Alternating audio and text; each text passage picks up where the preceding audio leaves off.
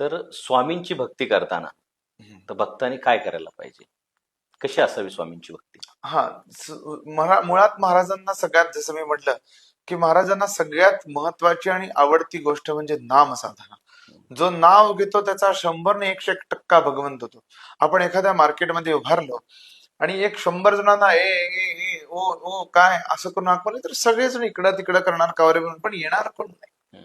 पण उद्देशपूर्ण जर नाव घेतलं, सुरेश असेल, अजय असेल, ओंकार असेल, प्रथमेश असेल, पार, जे काय उद्देशपूर्ण जर आपण नाव घेतलं तर तो मनुष्य आपल्याकडे बघतो.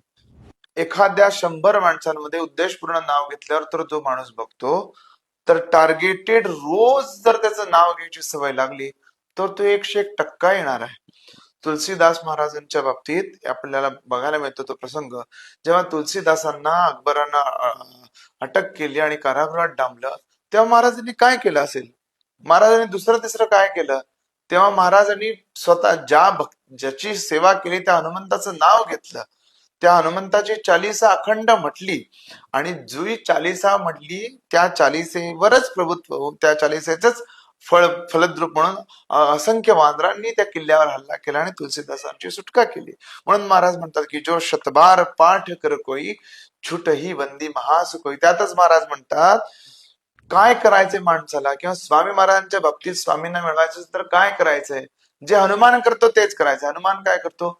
प्रभू चरित्र सुनवे को रसिया, राम लखन सीता मन बसिया. जो रोज त्याचं चरित्र ऐकतो, मला माझ्या भगवंताचं, माझ्या देवाचं रोज गुणगान ऐकायचंय, वदायचंय, बोलायचंय, अर्थात त्याच्यामध्येच राहायचंय. माझा देव आणि मी एवढ्यामध्ये राहायचंय. एकदा एक वेळ, किंवा जसं म्हणलं तसं स्वतःचं कर्म, स्वतःचं धर्म, स्वतःचा आचार आणि स्वतःचा विचार सांभाळून जो स्वामी नाव घेतो, स्वामी त्यांचे होतात म्हणजे होतात.